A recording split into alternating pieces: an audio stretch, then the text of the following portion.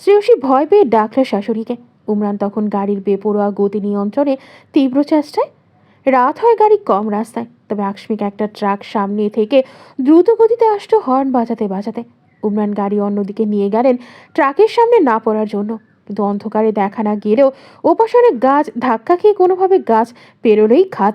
গাছ পেরোলো না তারা, তবে জোরে ধাক্কা লাগে গাড়িটা বাইরে থেকে কেমন মুচড়ে যেতে দেখা গেল। গাছটা পুরোপুরি হেলে গেছে। ভেতর হতে তাদের চিৎকারের আওয়াজ এলো, বাচ্চার কান্নার আওয়াজ এলো, পাখির সুরেলা কণ্ঠ তখন করুণ শোনালো। জানালার পাশে থাকা মা মেয়ে গাড়ি কাত হয়ে থাকায় বাইরের দিকে হেলে যাচ্ছে। তার উপর জানালার কাজ ভেঙে গেছে পুরোপুরি। বন্ধ করে দিয়েও লাভ হবে না। তাহলে চৌধুরী ছেলে, বউ আর নাতনির গায়ের ওপর অচেতন হয়ে পড়ে আছে। তার নিচে উশুসি চাপা পড়েছে। শ্রেয়সী কাঁদছে, মেজরকে ডাকছে যেন মাকে ধরে। তার মাথা বেয়ে রক্ত পড়ছে অবিরত, কিন্তু চিন্তা শাশুড়ি আর মেয়েকে নিয়ে। উমরানি স্ত্রী, সন্তান আর মাকে দেখলেন একজনের ওপর আরেকজন চাপা পড়েছে, কিন্তু সিট বেঁকে যাওয়ায় গাড়ির কাজ ভেঙে হাত পায়ে ঢোকার রক্তাক্ত হয়ে পড়েছে উমরানের শরীর। সে পাখির খাঁচাটা কোনোভাবে বের করে বাইরে যথাসম্ভব সাবধানে আর ধীরে কোথাও ছুঁড়ে ফেলল। গাড়ি বেকায়দায় দুমড়ে মুচড়ে যাওয়ায় ওপাশ থেকে চেয়েও আসতে পারছে না পেছনে পরিবারের কাছে। উমরানের মা অজ্ঞান হয়ে আছেন, গাড়ি বাম দিকে হেরে থাকলো। উমরান চিৎকার করে উঠলেন, শ্রেয়সী, উষাকে শক্ত করে ধরো। এক হাতে সিট আঁকড়ে ধরো শোনা, কিচ্ছু হবে না, আমি আসছি এখন। সিটটা কোনোভাবে ধরে রাখো প্লিজ, ছাড়বে না কেমন, আমি আসছি। সর্বোচ্চ শক্তি দিয়ে বেঁকে যাওয়া সিট সরাতে সরাতে বলল সে। শ্রেয়সী মেয়েকে বুকের সাথে চেপে ধরল প্রাণপণে। পুই বাইরে খাঁচার ভেতর আতঙ্কে ডানা ঝাপটাতে শুরু করেছে। মেজর ভয় করছে, তাড়াতাড়ি আসুন। এক হাতে মেয়েকে আগলে রেখে অন্য হাতে সিটের মাথা আঁকড়ে ধরে বলে সে। পাহাড়ি রাস্তা হওয়ায় পাশে খোলা জানালার দিকে তাকালেই নিচে সবুজ বন জঙ্গল দেখা যাচ্ছে শুধু, আর কিছু না। উমরান প্রাণপণে মাকে ডাকছে আর এ পাশে আসার চেষ্টা করছে। সময় গড়িয়ে গেল, উমরান তখনও চেষ্টারত। এদিকে শ্রেয়সী নিস্তেজ প্রায় এক মুহূর্ত, দ্বিতীয় মুহূর্ত, তারপর শ্রেয়সীর সিট আঁকড়ে ধরা হাত ছুটে গেল। কোনো রকম ব্যালেন্স করে মেয়েকে সিটের ওপর দিয়ে গলিয়ে পেছনের সিটে অল্প করে ছুঁড়ে ফেলল। রক্তাক্ত অচেতন তাহুরা চৌধুরী সম্পূর্ণ ভার শ্রেয়সীর ওপর। পেটে সেলাইয়ের জায়গায় খুব আঘাত লেগেছে তার, তাও প্রাণপণে মাকে ডাকছে। কথা বলছে না কেন? মায়ের কি হলো? আতঙ্কে বুক কাঁপছে তার। মেজর বারবার আরেকটু শক্ত করে ধরে রাখতে বলছে তাকে, কিন্তু শ্রেয়সীর চোখে মুখে অন্ধকার ছাড়া কিছুই দেখতে পাচ্ছে না। মাথায় গাছের আঘাত লেগেছে খুব জোরে। কপাল বেয়ে মাথা থেকে রক্ত পড়ছে টুপটুপ করে। কোথাও একটা ফেটেছে, সে বুঝতে পারছে খুব। তীব্র যন্ত্রণা হচ্ছে, চোখ দুটো খোলা রাখতে পারছে না। সব কিছু অন্ধকার কেন? শ্রেয়সীর কান্না পেল। সে কি মরে যাবে? বাবা মায়ের কাছে চলে যাবে এত তাড়াতাড়ি? উশুশির কি হবে তাহলে? বুকের দুধ খায় মেয়েটা এখনো। পৃথিবীতে এসেছে এই তো সেদিন। মাম্মাকে ছাড়া কিভাবে থাকবে? মেজর মেজর কি তাকে ভুলে যাবে? সব অন্ধকার দেখছে সে। মেজরের বারবার একটু শক্ত করে ধরার অনুরোধ কানে বাজল, কিন্তু রাখতে পারল না সে অনুরোধ। শরীর সায় দিচ্ছে না, তলপেটে আর মাথায় তীব্র যন্ত্রণা, তার চোখ খুলতে পারছে না। আস্তে আস্তে অচেতন হয়ে পড়ল। ভারসাম্য ছুটে গেলে গড়িয়ে পড়তে লাগলো ভাঙা জানালা দিয়ে নিচের দিকে। না কোনো চিৎকার, না কোনো কান্না, কোনো শব্দ হলো না। পড়ে গেল শুধু। বুকের ভেতর জমাট বাঁধা চিৎকার বেরিয়ে আসলো উমরানের। শ্রেয়সী, এই কোথায় পড়ে গেলে শ্রেয়সী? কেউ উত্তর দিল না। চারদিকে ঝাপসা অন্ধকার। বেশ কয়েকবার ডাকলো, বেরোতে পারছে না বাইরে কোনোভাবে, আর না এপাশে আসতে পারছে। বেশ অনেকক্ষণ ডাকলো স্ত্রীকে, কিন্তু চুপচাপ নিস্তব্ধ চারদিক। ফাটা কাচের পাশে রক্ত গড়িয়ে নামছে। চিৎকার চাকার কাছে মাটি খানা খন্দ। ইঞ্জিনের ভেতর সাদা ধোঁয়া উঠছে, কপাল ফেটে নামছে। মা অচেতন, শাড়ি পেঁচিয়ে যাওয়ায় কোনোভাবে ঝুলে আছে উশুশির ক্ষীণ গোঙানি শোনা যাচ্ছে। খাঁচার ভেতর পুই উল্টে পড়ে আছে, কাঁপছে, বেঁচে আছে। রাস্তার ওপারে কেউই টের পায়নি এখনো।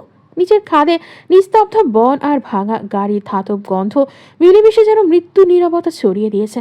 উমরান আরও কিছুক্ষণ শ্রেয়সীর নাম ধরে ডাকলো চিৎকার করে। রাতে অন্ধকারে খোলা জায়গায় সেই চিৎকার বেজে বেজে তার কানেই ফিরে এলো আবার, কিন্তু কেউ সাড়া দিল না। কিছু সময় পর থেমে গেল। চেষ্টা করো না এপাশে আসার, আর না তো বাইরে বের হওয়ার উপায় খোঁজার।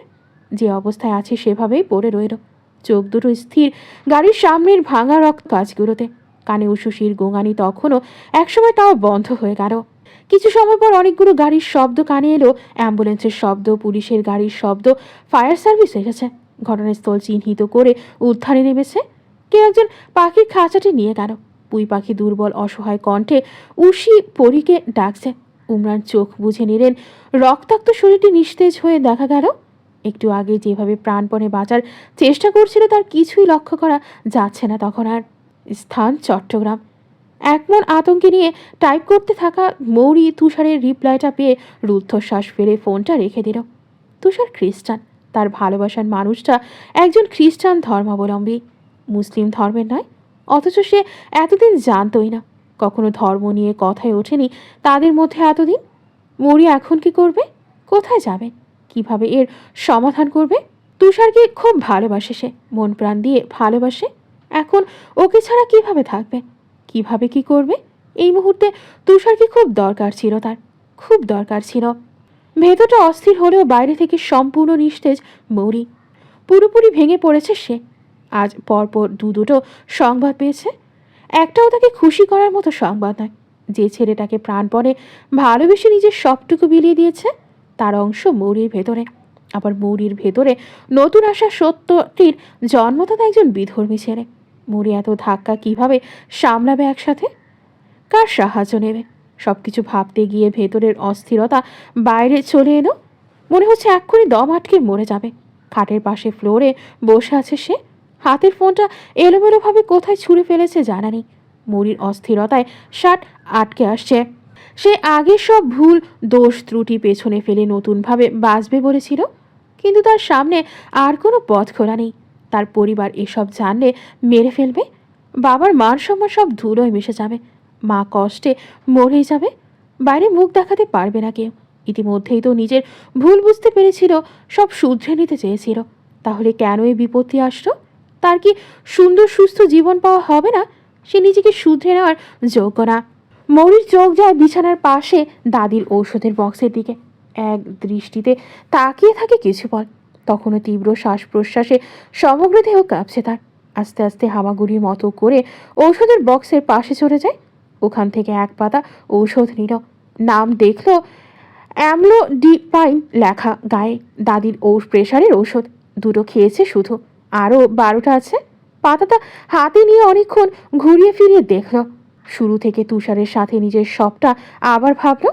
দেখা হওয়া, প্রণয়, সম্পর্কের শুরু, একে অপরের প্রতি ভালোবাসা, ভালোবাসায় করা ভুল, আর সেখানে থেকে আজ সবটা ভাবল সে। ঔষধের পাতাটা থেকে এক এক করে সব ঔষধ বের করে নিল। পাশে গ্লাস থেকে মুখে পানি নেয়, ওষুধগুলো সব একসাথে হা করে মুখে পড়ে। আপু, এতক্ষণ কি করছো রুমে? বলেছি না তোমাকে বড় মা ডাকছে। ছোট বোন তু না বলতে বলতে রুমে আসে। কি হলো, এভাবে দাঁড়িয়ে আছো কেন? চলো, খেতে ডাকছে সবাই। বড় বাবা এসে সবাইকে ডাইনিংয়ে না দেখলে বকবে। মৌরি দৌড়ে ওয়াশরুমে যায়। মুখ থেকে সব ফেলে দিল গড়গড় করে। পানি সহ সব কিছু বেরিয়ে গেল। তোরা বোনের কি হলো দেখতে পেছন পেছন ছুটে আসে। মৌরি সে আসার আগে ট্যাপ ছেড়ে সবটা পরিষ্কার করে ফেলে। কি হয়েছে আপু? তুমি কি অসুস্থ? খারাপ লাগছে? মৌরি গায়ের ওড়না দিয়ে মুখ মুছতে মুছতে শ্বাস টেনে বলে, কিছু হয়নি, চলো, দেরি হলে বাবা বকবে। বোনের সাথে চলে যায় খেতে। মৌরির বাবা ভীষণ কড়া ধাঁচের মানুষ, সব কিছু নিয়ম মতো চায়। তিনি খেতে নামার আগে বাড়ির প্রত্যেককে ডাইনিংয়ে উপস্থিত থাকতে হবে। বাচ্চারা না থাকলে বকা শোনে বউরা। তাই মৌরির মা চাচিকে দায়িত্ব নিয়ে ডাকতে হয় সবাইকে। মৌরি গিয়ে বসতো খেতে। তার বসার পরপরই বাবা আসে। সবাই খোশ মেজাজে খেতে শুরু করে। খেতে বসে কথা বলা তার বাবা চাচ্চুরা পছন্দ করে না, কিন্তু তুনা মৃন্ময়ের জন্য এখনও ওই নিয়ম কড়াকড়িভাবে প্রযোজ্য হয়নি।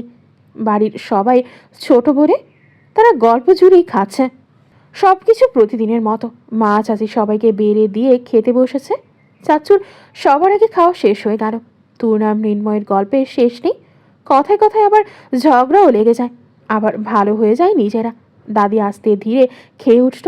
সব আগে নিয়ম, শুধু মৌরির ভেতরটাই থমকে গেছে। তুষারের সাথে তার পরিচয় ক্লাস 10-এ থাকতে। তুষার তখন তাদের স্কুল থেকে 10 মিনিটের দূরত্বে থাকা প্রাইভেট ইউনিভার্সিটির অনার্সের 2য় বর্ষের ছাত্র। মৌরিকে পছন্দ করত সে। তার স্কুল আসা যাওয়া করার সময় দূর থেকে চোখাচোখি হতো প্রায় সময়। মৌরির ভালো লাগতো সেসব। কয়েক মাস এভাবে গেল। তারপর স্কুলের বিদানুষ্ঠানের দিন তুষার পথ আটকে দাঁড়ায় প্রথমবার। সে জানায় মৌরিকে ভালোবাসে। মৌরি কিছু বলেনি, তবে ভয় পেয়েছিল তুষারের এমন পথ আটকে দাঁড়ানোয়। কেউ দেখে নিলে আর বাড়ির কারো কানে গেলে বিপদ হয়ে যাবে। বাবা মানুষটা ভীষণ কড়াতায়, কিন্তু ভাগ্য ভালো মৌরির পরিচিত কেউ দেখেনি সেদিন। তুষার মৌরির নাম্বার চায়। মিনমিন করে জবাব দেয় সে। বাড়ির আর নেই ফোন? তাদের কারোর নাম্বার দাও। স্কুল শেষ করে ফেললে, কোনো কলেজ না কোন কলেজ যাও। এরপর তোমার সাথে কথা না বলে, তোমাকে না দেখে তো থাকতে পারবো না। বাড়িতে যে কারোর নাম্বার দাও প্লিজ।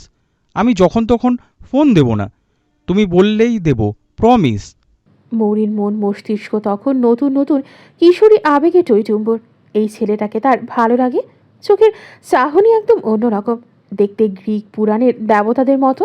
তার বয়সী বাকি 5টা ছেলের চেয়ে ভিন্ন একেবারে। চুলের স্টাইল বলুক বা কথা বলার ভঙ্গি সব ভিন্ন। চলাফেরাও সবার চেয়ে আলাদা। লাজে রাঙা চেহারায় কোনোভাবে দাদির নাম্বারটাই দেয় সেদিন মৌরি। তারপর তুষার যখন ধীরে বলল, আজ রাতে ফোন দিলে কি পাবো তোমায় মৌ? তখন তার ভেতর আবেগী প্রজাপতিরা গুড়গুড় করছিল। সে ইতিবাচক উত্তর জানিয়ে বান্ধবী অনামিকাকে নিয়ে চলে আসে। অনামিকা তখন প্রথমবার তুষারকে খেয়াল করেছে। এই ছেলের সাথে বান্ধবীর ইটিস পিটিস চলে সে জানতো না। সেদিন জানলো। তুষার কল দিল। মরির কথা হলো অল্প স্বল্প সেদিন। তারপর আর দেয়নি ফোন। মরি মানা করে দিয়েছে, পরীক্ষা তাই। তারপর পরীক্ষা শেষে একদিন মরি নিজেই ফোন দিল লুকিয়ে। তুষারের সাথে কথা হলো। মরির ভেতর ভালো লাগা আসতো। আস্তে আস্তে তাদের কথা হতেই লাগলো প্রতিদিন। এভাবে লাগাতার চলল, প্রণয় হলো, সম্পর্কে জড়ালো। কলেজে উঠে দেখা সাক্ষাৎও শুরু হলো।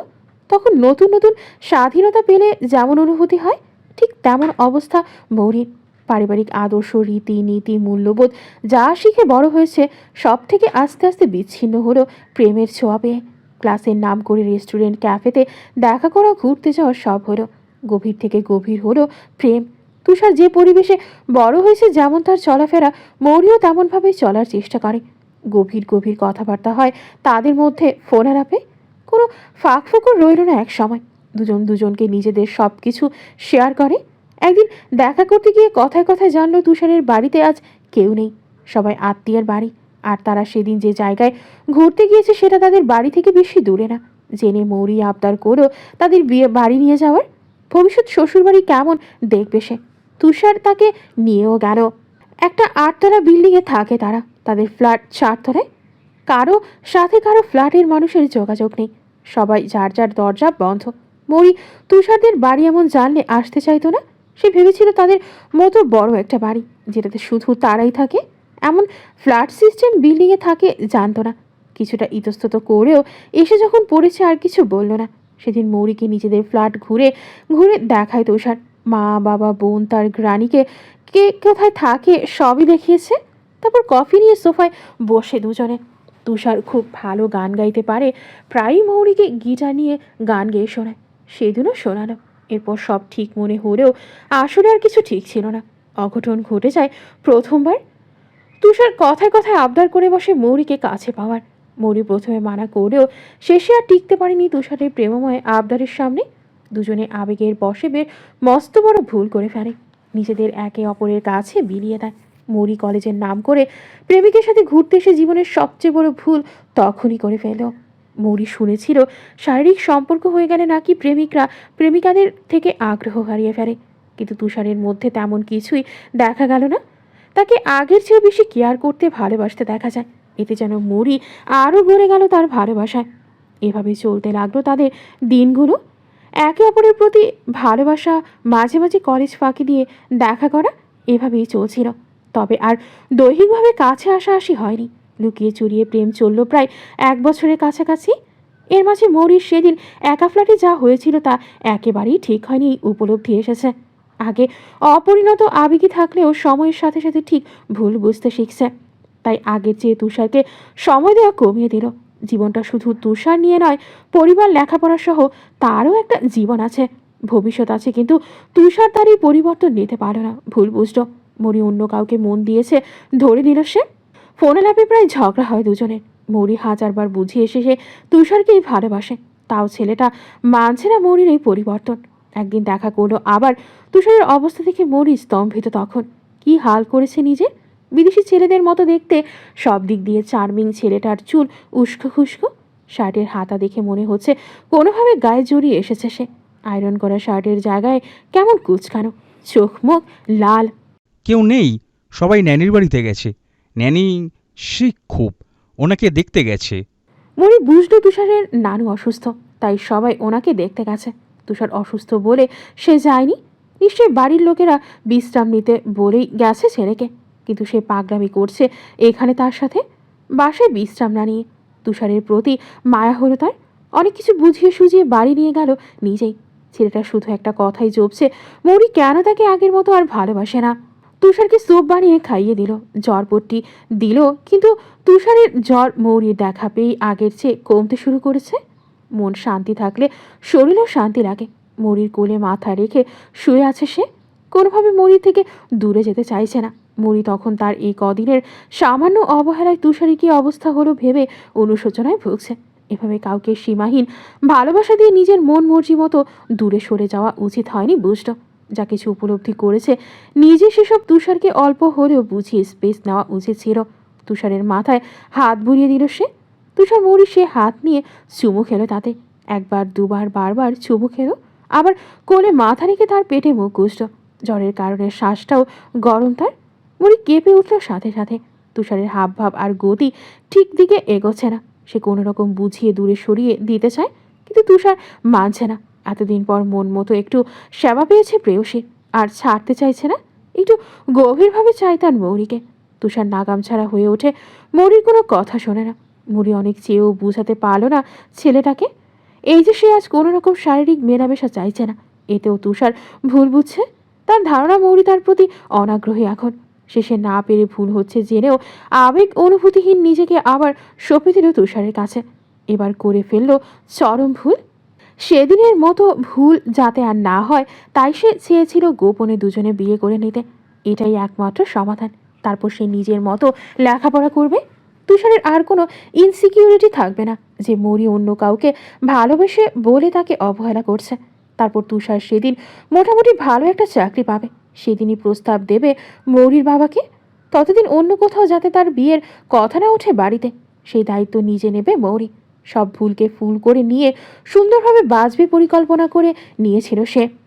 কিন্তু সব ভুল চাইলেই ফুল বানানো যায় না। ভুলের চিহ্ন তার পেটে চলে এসেছে, আজ নিশ্চিত হলো। আর আজই তুষার খ্রিস্টান এই কথা অনামিকা ফোন করে জানালো। অথচ এই 1 বছরের সম্পর্কে সে নিজে কোনো দিন বুঝতে পারেনি যে দুজন দু ধর্মের মানুষ। তুষারের মম, ড্যাড, গ্রানি, ন্যানি এসব সম্বোধনের কারণে নেহাতই আধুনিকতা ভেবেছিল। কারণ শুরু থেকেই তার চালচলন, পোশাক আশাক, হাবভাব, কথা বলার ভঙ্গি সব বিদেশি ধরনের। তুষারদের বাড়িও তো গিয়েছে সে, কই তেমন কিছু তো চোখে পড়েনি যাতে কিছুটা হলেও আন্দাজ করতে পারতো এই বিষয়ে। আর না তো তুষারকে কখনো আলাদা কোনো সৃষ্টিকর্তার নাম নিতে শুনেছে। সবসময় তো গড ডাকতো সৃষ্টিকর্তাকে। কিন্তু এটা তো আজকাল কত মুসলিম হিন্দুরাই বলে কথায় কথায়। তুষারকেই কেন ভিন্ন ধর্মের হতে হলো? এখন সে তুষারের সাথে অবৈধ মেলামেশা করে এক পাপ করেছে, পাপের ফলও এসেছে। ভিন্নধর্মী কাউকে বিয়ে করে কিভাবে অন্য পাপ করবে? আবার তাকে বিয়ে না করে বাচ্চাটা, এই সমাজ তার পরিবার, বাবা মা মৌরির সন্তানকে মেনে নেবে? মৌরি জানে না এত এত পাপ কি করে গোছাবে সে। কোনো পাপ থেকে বাঁচার পথ খুঁজবে, কিন্তু তুষারকে ছাড়াও বাঁচা সম্ভব না, কখনো না। খেতে খেতে এসব ভাবনায় এতটাই ডুবে গেল মৌরি যে দাদির অনবরত ডাক কানেই ঢুকছে না তার। যখন ধ্যান ভঙ্গ হলো তখনই সবাই খেয়ে যার মজার মতো চলে গেছে।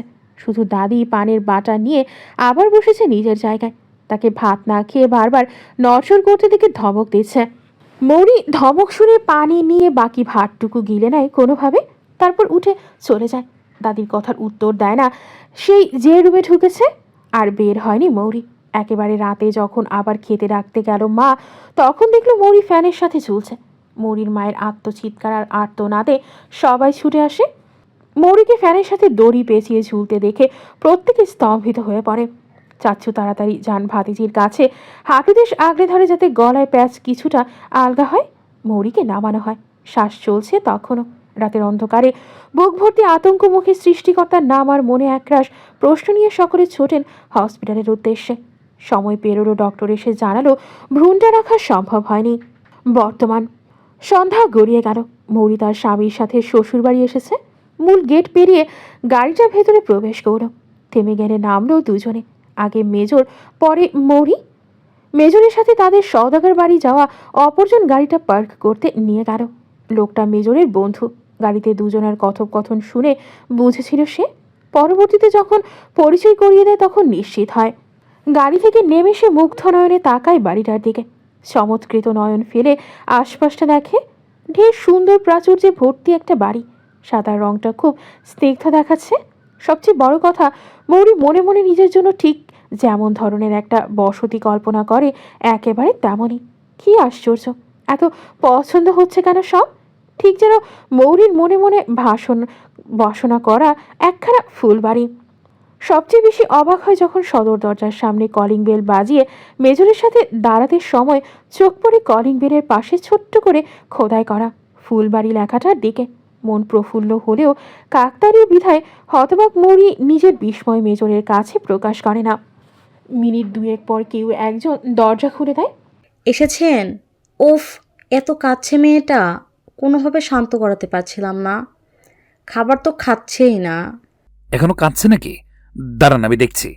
মেজরের কপালে দুশ্চিন্তা রেখা, কণ্ঠে উৎকণ্ঠা। মৌরি বুঝে নেয় ফোনের যে বাচ্চাটার কথা বলছে, কিন্তু বাড়িতে কি আর কেউ নেই? মেজরকেই দেখতে হবে। বাচ্চাটা কাছে, বাবা মা বা বাড়ির আর কেউ কি একটু আদর দিয়ে শান্ত করতে পারে না? সেই কখন লোকটা আসবে বাইরে থেকে? কতক্ষণ একটা বাচ্চা এভাবে কাঁদবে? আশ্চর্য। মৌরির এক হাত তখনও তার স্বামীর হাতে বন্দি। তাকে নিয়েই ভেতরে ঢোকে, কিন্তু প্রথমে চিন্তায় মৌরিকে খেয়াল না করলেও দরজা খোলা নারীটির এবার তার দিকে নজর পড়ে। ওকে।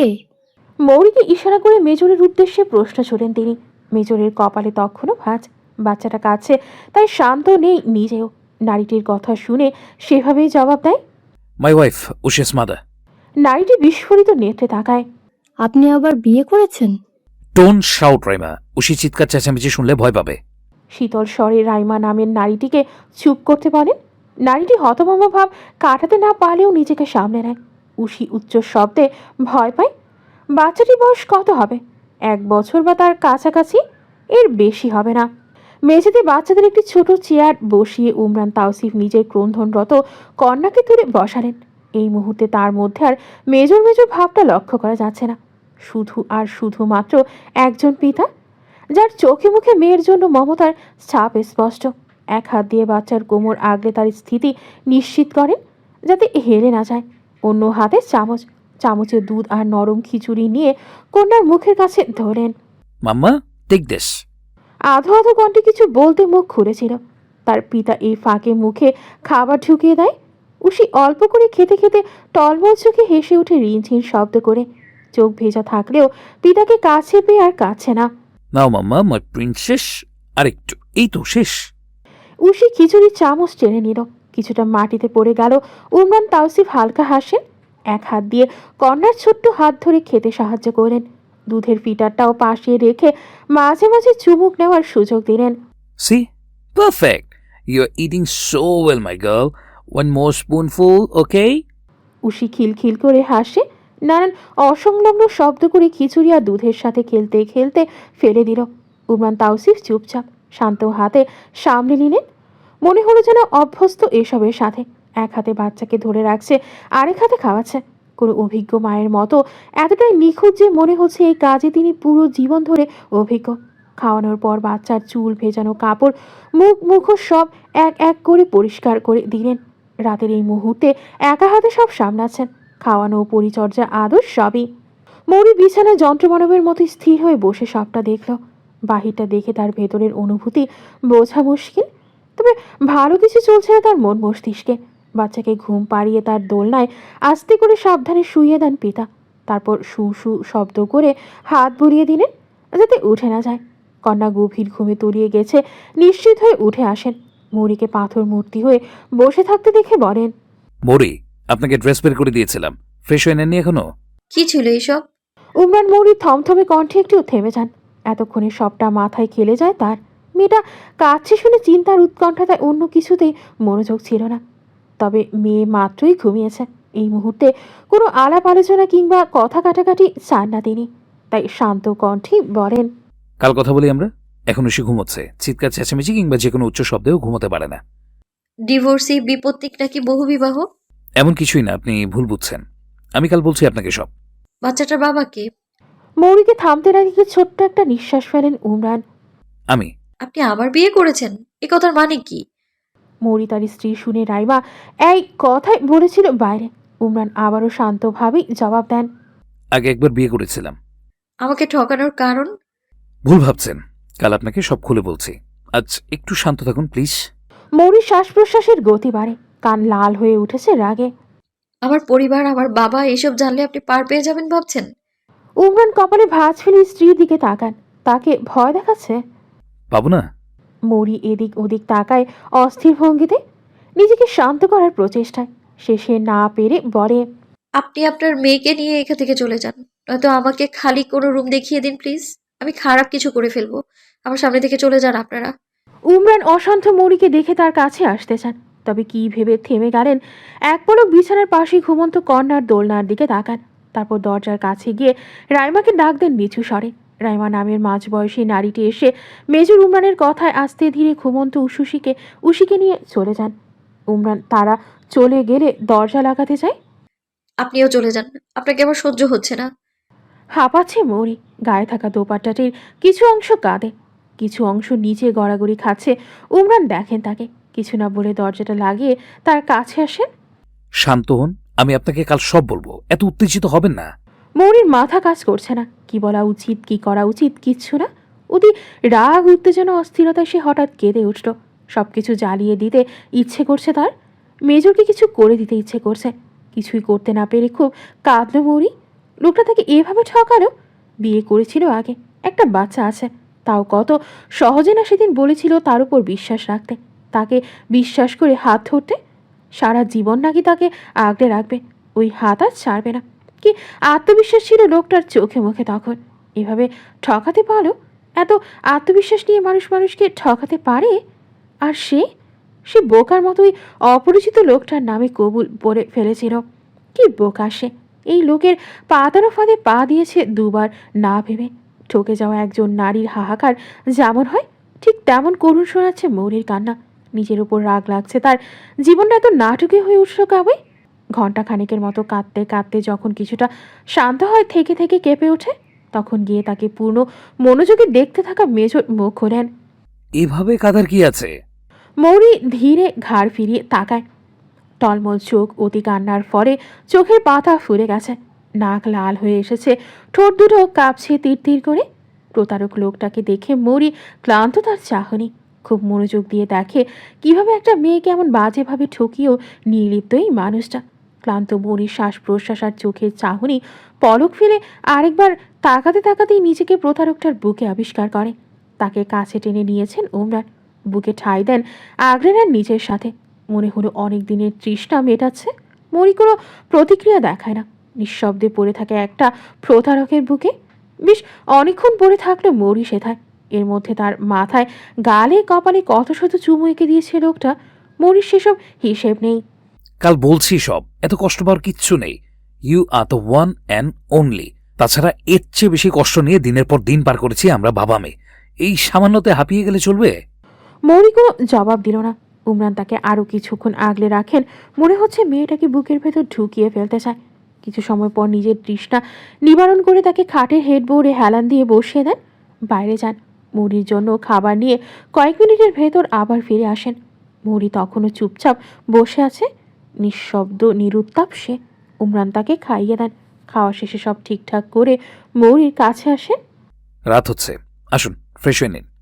মৌরি সারা শব্দ করে না, এক দৃষ্টে বিছানার সাফেদ চাদরে চোখ রেখে বসেই থাকে। কি চিন্তা করছে কি জানি। উমরান ক্ষুব্ধ নিঃশ্বাস ফেলে মৌরির জন্য বের করে রাখা কাপড়গুলো নিয়ে তার কাছে বসেন। বেড সুইচ টিপে লাইট নিভিয়ে দেন কোনো কথাবার্তা ছাড়া। মৌরিকে আবার কাছে টেনে নেন, একে একে পরনের ভারী পোশাকগুলো খুলে ফেলেন।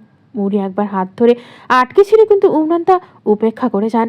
ডিভোর্সি বিপত্তিক নাকি বহুগামী পুরুষ বললেন না এখনো?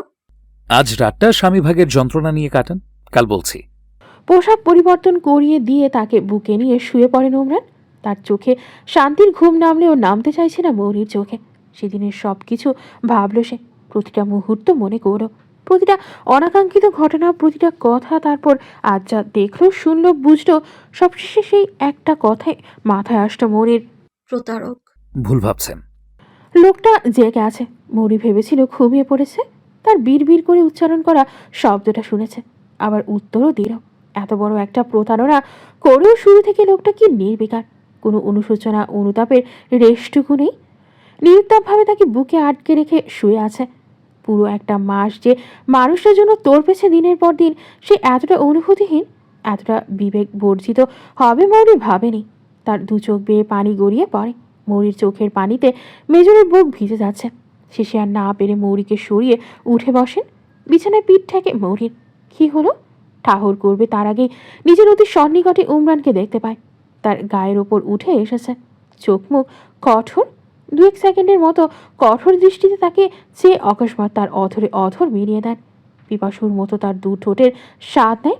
তারপর তার গলায়, কপাল, চিবুক, ঘাড় কোনোটাই বাদ রাখেননি। ভালোবাসার রুক্ষ ছোঁয়া দেন। একটা বছর, পুরো একটা বছর দিন রাত আমরা বাবা মেয়ে তোমার জন্য তোর পেছে শ্রেয়সী, অথচ তুমি তুমি আমাদের ভুলে বসে আছো। তার বেলা কিচ্ছু না। মৌরি না তার স্বামীর তুমি ডাক আর ভিন্ন নামে সম্বোধন শুনল, আর না তা বলা কথাগুলো কানে তুলল।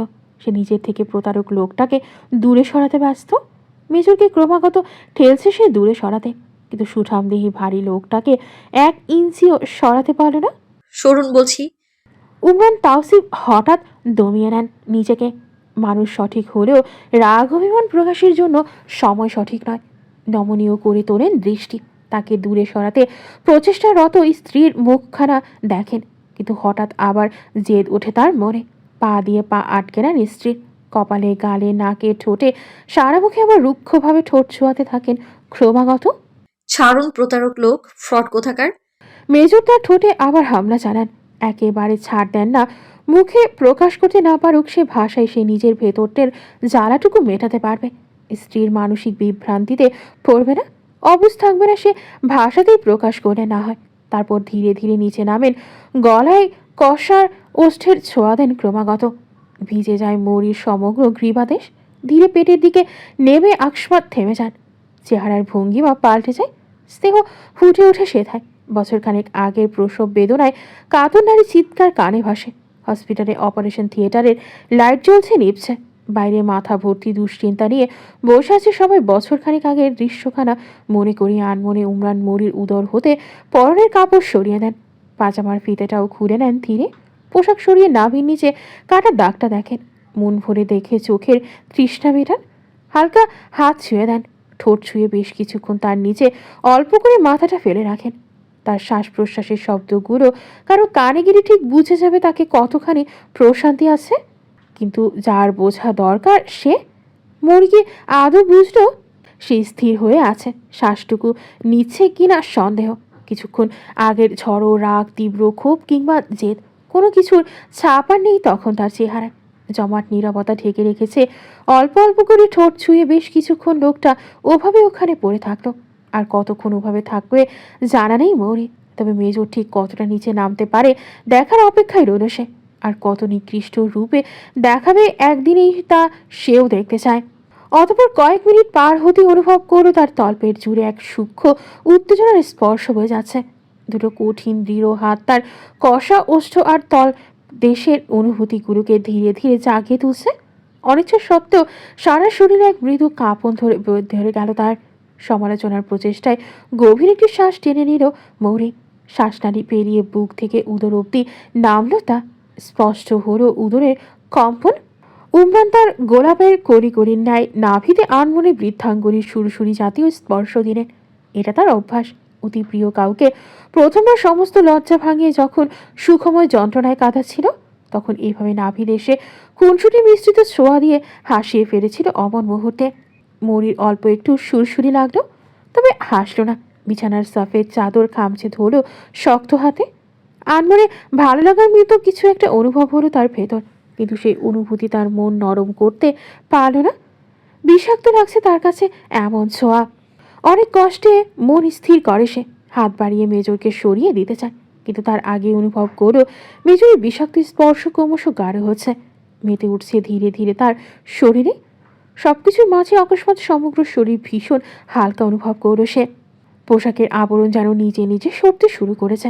মৌরির চোখের কোণ বেয়ে অশ্রু গড়িয়ে পড়ে, দৃষ্টি সিলিং ফ্যানের দিকে। অকস্মাৎ অযাচিত ব্যথায় অল্প চিৎকারে হা করে উঠল নিঃশ্বাস আটকে। বুঝতে পারলো দুদেহের মধ্যে আর 1 ইঞ্চিও দূরত্ব নেই। সেই দূরত্ব মেজর এত নিখুঁতভাবে মিটিয়ে দিয়েছে যে মৌরি প্রতিরোধ করার জন্য প্রতিক্রিয়া দেখানোরও সুযোগ পায়নি। ধীরে ধীরে মৌরির কিছু আর মৌরির রইল না, মেজর সবটা নিয়ে নিয়েছে। দীর্ঘদিনের অভুক্ত পিপাসুর মতো তাকে দিয়ে নিজের তৃষ্ণা মেটাচ্ছে। অধর গ্রীবাদেশে কমনীয় স্পর্শ দিতে দিতে তার কানের নিম্নাংশে ঠোঁট ছোঁয়ায়। বীর বীর করে কিছু বলতে শোনা গেল। খুব ভালোবাসি তোমাকে, খুব বেশি। নিঃস্ব ছিলাম এতদিন আমরা বাবা মেয়ে, ভেবেছিলাম তোমাকে হারিয়ে ফেলেছি।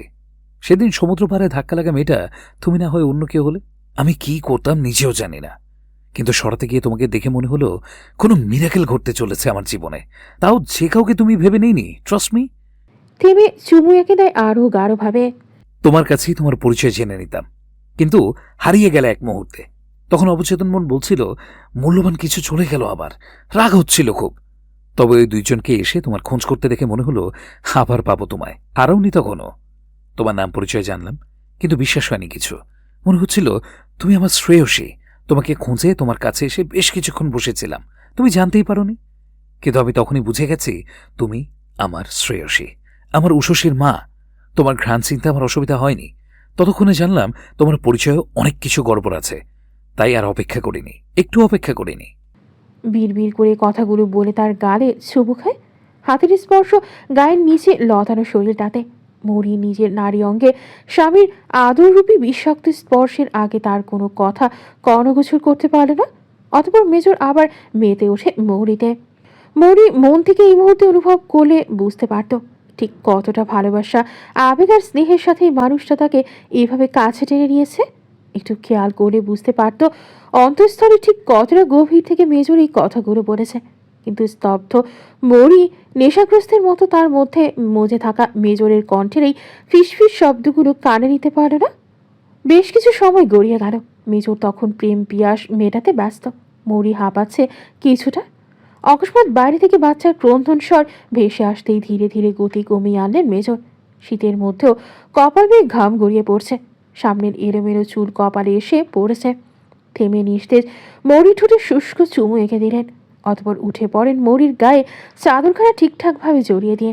অতপর ওয়াশরুমে গিয়ে স্নান সেরে বের হতে 5 মিনিট লাগালেন বোধ হয়। মেজর অভ্যস্ত অল্প সময়ে স্নান ছাড়তে। সিঙ্গেল ফাদার থাকায় মেয়ে তাকে আরও অনেক কিছুতে অভ্যস্ত করে তুলেছে। চুল থেকে টুপটুপ পানি পড়ছে। কোনোভাবে ট্রাউজারটা পড়েছে নিম্নাংশে। তোয়ালে দিয়ে ভেজা গাটা মুছে ওরা গলায় ঝুলিয়ে বেরিয়ে পড়লেন মেয়েকে নিতে। মিনিট 2 মধ্যে আবার ফিরেও আসলেন। উষসী তখনও কাঁদছে অবিরত। মাম্মা লক্ষ্মী সোনা আমার, কাঁদে না। এই তো বাবা, আমার কলিজা গুড গার্ল, কাঁদে না মা। আম্মা আমার প্রিন্সেস, কাঁদে না তো মা, আমার লক্ষ্মী। মেজর নানান এলোমেলো কথা বলে মেয়েকে কোলে ঝাঁকাচ্ছে শান্ত করার চেষ্টায়। লাইট জ্বালানো একটা ঝিলমিল বল হাতে নিয়ে ওঠা দেখালেন, আর নানান রকম কথা বলে শান্ত করতে চাইছে মেয়েকে। আদর্শ পিতা একজন। মরি এসে অবধি যা দেখেছে তাতে তাই বুঝল। মেয়ের প্রতি আলাদা রকম ভালোবাসা, কারো কাছে গম্ভীর ভাষী, কারো কাছে প্রতারক, অথচ মেয়ের কাছে আলাদা রূপ। সোনা মা, আমার লক্ষ্মী মা, কাঁদে না। পাপা আছে না? এই তো পাপা, আমার কলিজা। বেশ সময় গড়ালো। উষসীর কান্না থামল না। একে তো শীত, তার উপর সদ্য স্নান সারা হিমশীতল উদাম শরীরের কারণে প্যাপার কোলে আরাম পাচ্ছে না সে। মেজরও বুঝতে পারলেন তা। ক্রন্দনরত কন্যাকে বিছানায় রাখেন গায়ে সার জড়ানোর উদ্দেশ্যে। বিছানায় রাখাই উষসীর কান্নার বেগ বাড়ল বই কি। নির্লিপ্তে শুয়ে থাকা মৌরি পাশের ক্রন্দনরত বাচ্চাটির দিকে চোখ ফেরালো। কি কান্না তার! ঠোঁট কাঁপছে, চোখ বেয়ে পানি গড়িয়ে পড়ছে। যতদূর বুঝলো মেয়েটার মা নেই, মাহীন এক অসহায় শিশু। কথাটা ভেবেই বুকের ভেতর এক ধক করে উঠল তার। টের পেল অদ্ভুত টান টানছে তাকে। মোহাচ্ছন্ন হয়ে হাত বাড়ালো সে। পাশে শুয়ে থাকা উষসীর নাড়তে থাকা হাত আঙুলে ছুঁয়ে দেয়। শিশুটির ছোট্ট আঙ্গুলের মুষ্টিবদ্ধ হাতটি ধরে হালকা নেড়ে দিল আধুরে ভঙ্গিতে। উশুসি টুক করে তাকায়। উ আ শব্দে কান্না চলছে তখনও, কিন্তু নতুন মুখটির দিকে তাকানোতে কৌতূহল ফুটে উঠল তার চোখে। মৌরি ঠোঁটের কোণে ক্ষীণ হাসি ফুটে তা বুঝে সে উশুসির গোলাপি ঠোঁটে আলতো আঙুল ছুঁয়ে দেয়। উশুসির কান্না ভেজা মুখে হালকা হাসির রেশ ফুটল। মৌরি পরপর কয়েকবার একইভাবে ছুঁয়ে দিলে উশুসি বুঝল সে খেলছে নতুন এই পরিচিত মতো মুখটির সঙ্গে। কান্না ধীরে ধীরে চুপসে এলো। কিছুক্ষণ পর পুরোপুরি থেমে আ শব্দ করে হাত পা নেড়ে ওঠে। মৌরি তার চোখের পানি মুছে দিল। অকস্মাৎ উশুসি গা খিচিয়ে কেমন একটা শব্দ করে হেসে ওঠে। চোখে তখনও পানি চিকচিক করছে, কান্না ভেজা চোখে হাসি ঝিলিক। মৌরির ভালো লাগলো, তবে চেহারায় নির্লিপ্ত ভাব তখনও। উশুসির দিকে অল্প করে এক হাত বাড়ায় আনমনে। উশুসি বুঝলো তাকে কাছে ডাকছে। তুলতুলে গা খাড়া তুলে শব্দ করতে করতে এগিয়ে এলো। হামাগুড়ি দিয়ে এসে মৌরির কাছে পৌঁছালে বাকিরা সে নিজেই কোলে তুলে নেয়। মৌরি ধীরে ধীরে বসে বালিশে হেলান দেয়, বুক অব্দি চাদর টানা। উশুসিকে কোলে তুলে নেয় সে মহা খুশি, আনন্দ তার চোখে মুখে। হাত পা নেড়ে নানান শব্দে সাড়া দিচ্ছে। মৌরি নিম্ন স্বরে ঘুম পাড়ানোর মতো ছন্দ তোলে, তবে উশুসি ঘুমোয় না, নিজের মতো শব্দ করে। বাবা, পা মায়া। একটু আগের কান্নার রেশ নেই, চোখ চিকচিক করছে। ছোট্ট হাত দিয়ে কখনো মৌরির গলা টোকা দেয়, কখনো চুন টানে, আবার চেইন ধরে টানাটানি করতে থাকে। মৌরি নরম স্বরে বলে, তুমি তো খুব দুষ্টু মেয়ে, আস্তে আস্তে ব্যথা পাচ্ছি। অতি নিম্নতার ক্লান্ত স্বর শুধু উশুসির কানেই গেল বোধ হয়। মেজর দরজার কাছে এসে দাঁড়িয়ে সবটা দেখলেন। শরীরে এখন শার্ট ঢেকে আছে, যার বোতাম খোলা হওয়ায় বুকটা উন্মুক্ত। চুল অল্প ভেজা, হাতে উশুসির কুসুম গরম দুধের ফিরারটা নিয়ে দরজার কাছে কিছুক্ষণ স্থির হয়ে দাঁড়িয়ে থাকতেন।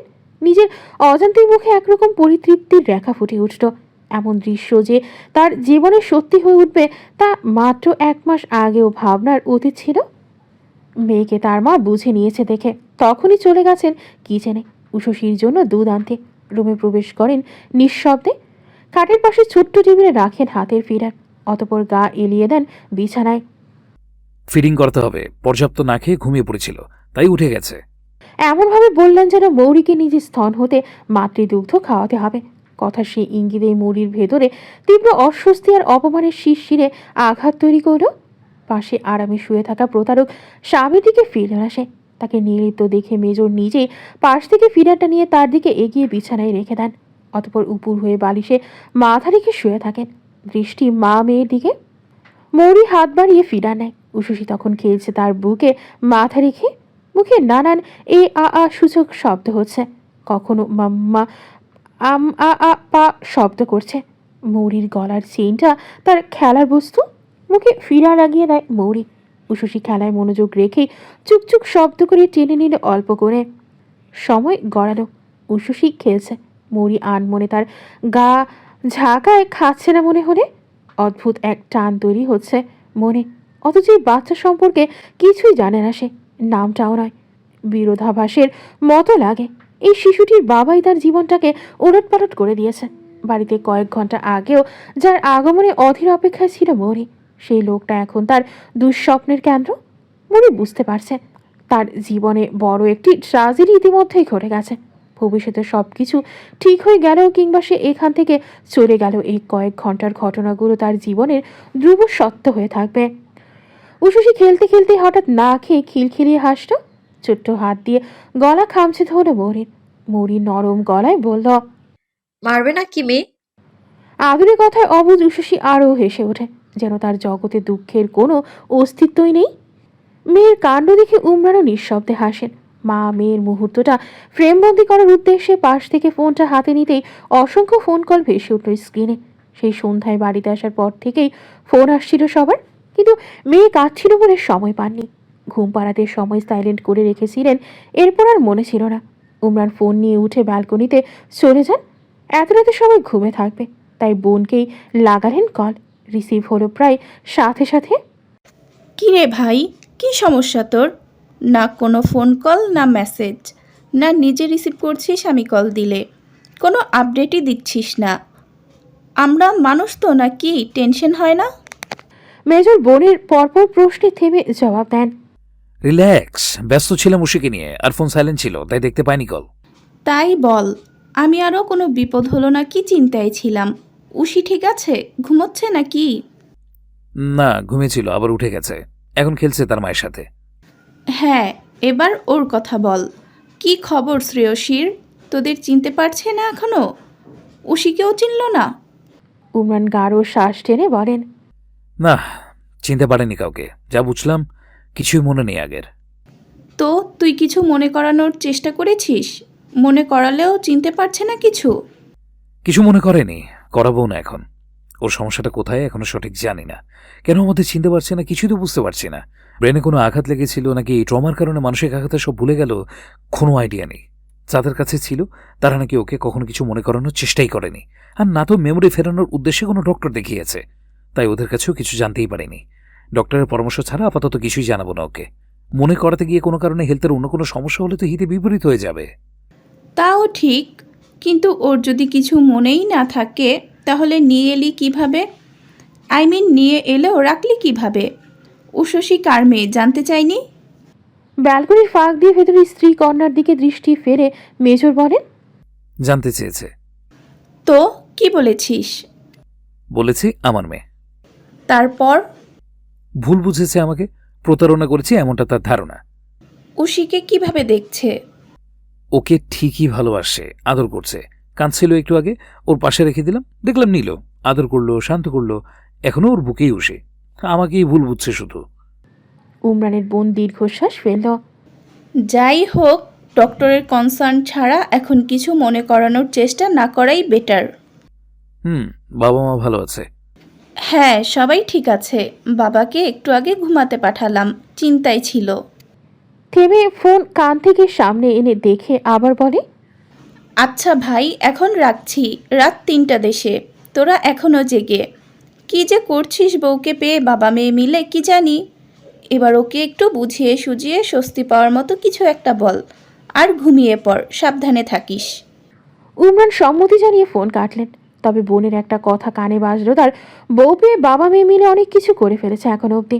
মেজো ঠোঁট চেপে ভাবলেন কথাটা, অতপর ঘাড়ে হাত বুলিয়ে ভেতরে তাকান। বছর খানেক পর বউকে ফিরে পেয়েছে ভালো কথা, কিন্তু আবেগে তৃষ্ণায় আজই ওকে কাছে টেনে নেওয়া ঠিক হয়নি। একটু সময় নেওয়াই যেত। তার উপর তখন বউয়ের শরীরে বেঁধেছিল, কিছু কথা বলেও ফেলেছে ঘরে থেকে। ভাগ্যিস মেয়েটা কানে তুলেনি সেসব। উশুশিকে বুকে নিয়ে আনমনে অনেক কিছুই ভেবে নিয়েছে মৌরি। তখনই ভেবে চলেছে উশুশি কখনো ফিরার মুখে নিচ্ছে তো কখনো নিচ্ছে না। এসবের মধ্যে তার মুখ থেকে অল্প সাদা দুধ মৌরির গলায় পড়ে, বেয়ে বুক অব্দি আসে। মৌরির সেসবে খেয়াল নেই। উশুশি হাতের এক আঙ্গুলে তা স্পর্শ করে, তার নড়চড়ে চাদর সরে গেল, উন্মুক্ত হয় বুকের একাংশ। উশুশি সাদা দুধের ফোঁটার ওখানে আঙুল দিয়ে খেলতে খেলতে মাথা এড়িয়ে অল্প করে মুখ বসিয়ে দেয়। ছোট্ট জিব্বা দিয়ে স্পর্শ করে মুখে নানান শব্দ তার। ভাবুক মৌরি শিউরে উঠল, ঝট করে তাকায় মেয়েটা সব কি করছে। তার হৃৎপিণ্ড অস্বাভাবিক গতিতে কাঁপতে শুরু করেছে তখন। সরাতে গিয়ে বুঝতে উঠেছি অকস্মাৎ বক্ষবৃন্তে ছুঁয়ে দিয়ে তাতে মুখ বসিয়ে দিয়েছে। তুলতুলে গাটা স্থির নেই, তবে মুখটা ওখানেই। স্তব্ধ মরি আবার সরাতে গিয়ে বুঝতে পারলো মেয়েটার দাঁতও উঠেছে অল্প করে। সূক্ষ্ম ব্যথায় চিনচিন করে ওঠে বুকটা। মৌরি এমন পরিস্থিতিতে কি করতে হয় জানে না। ভয় লাগছে তার, অস্বস্তি হচ্ছে ভীষণ রকম। এমন কিছুর সম্মুখীন হতে হবে তা কখনো কল্পনাই করেনি সে। ভয়ে সরানো না, যদি দাঁতে কামড় দেয় সরাতে চাইলে। এমনিতেও ব্যথা সারা শরীরে, ওখানটায় আরও বেশি। তার উপর এই মেয়ের কাণ্ড মৌরি গ্যারা করে পড়ে গেল। মেয়েটার বাবার আগমন থেকে কম কিছু ধকল যায়নি তার উপর। এখন নিজেও শুরু করেছে অসভ্যতা। ছোট্ট উশুশির কর্মকাণ্ডে মেজরের উপর রাগের ছাপ পড়ল। এই লোক একদিনেই তার জীবন দুর্বিষহ করে তুলেছে। মেয়ের বাবা দুটোই চাপই সমান। এভাবে থাকা সম্ভব না, এমন ধোকার সম্পর্কে সে থাকতে পারবে না। কথাগুলো ভেবে মেজরের কথা মনে পড়তেই অকস্মাৎ থমকে যায় সে, জমে যায় যেমন আছে সেভাবেই। লোকটা তার পাশে শুয়ে আছে, কয়েক ইঞ্চি দূরত্ব মাত্র।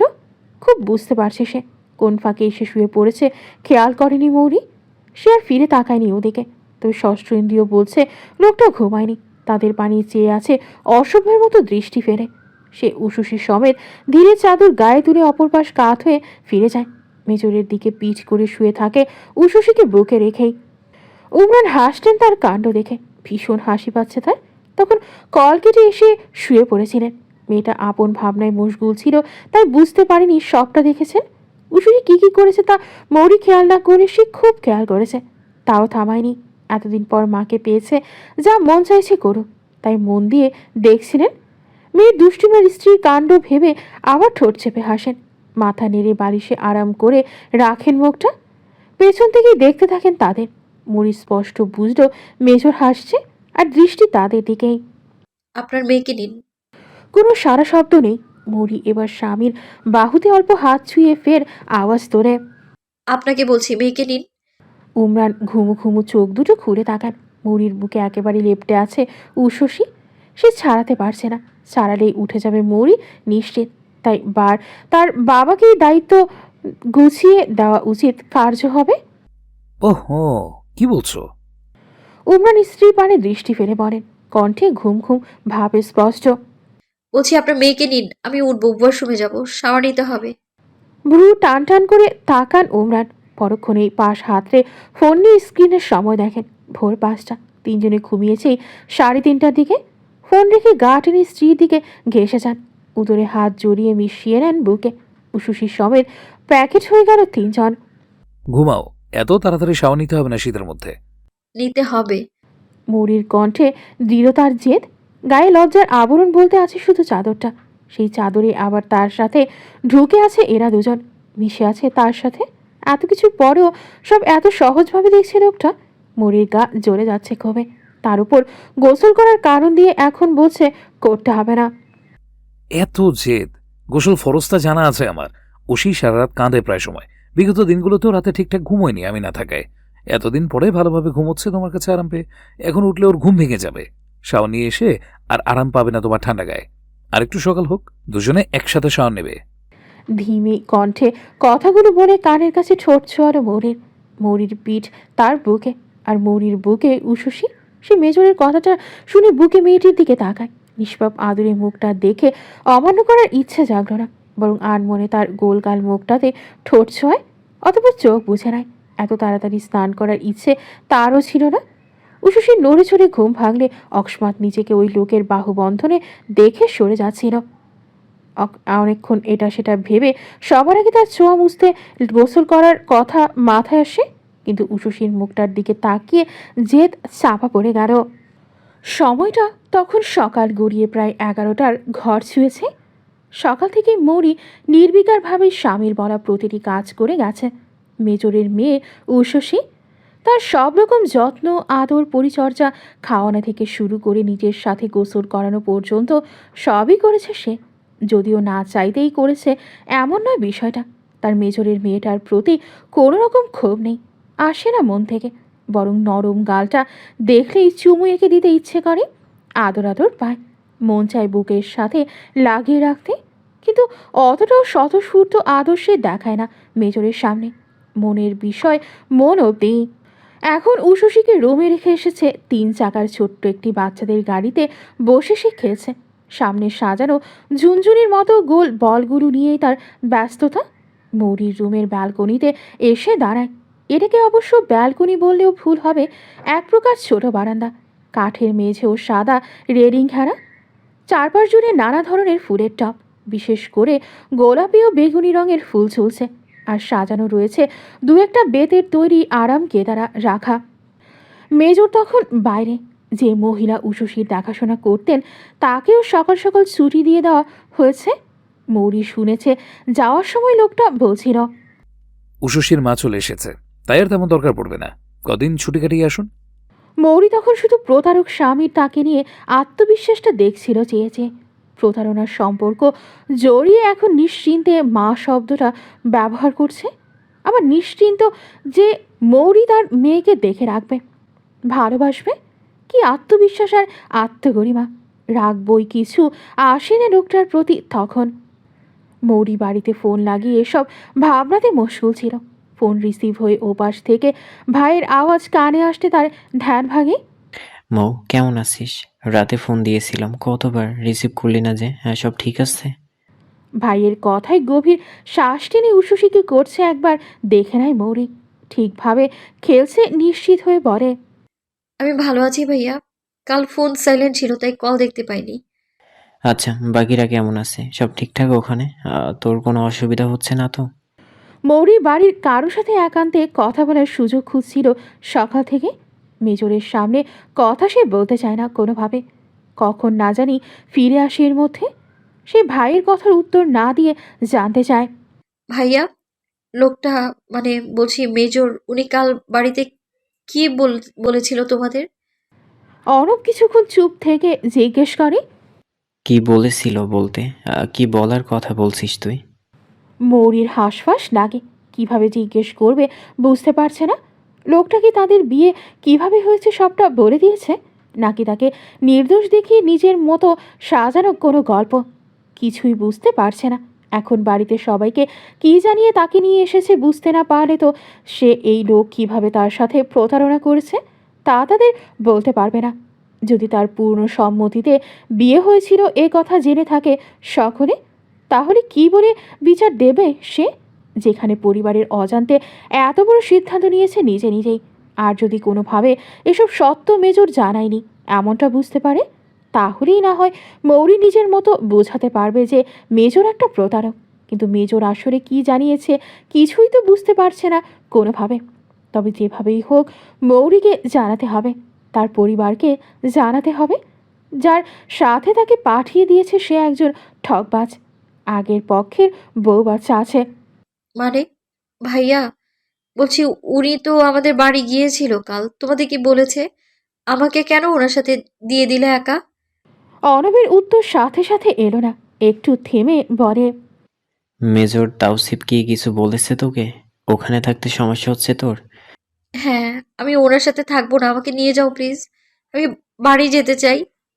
মৌরি চলে যেতে চায় তা ভাইকে স্পষ্ট জানিয়ে দিতে চেয়েছিল এই সুযোগে।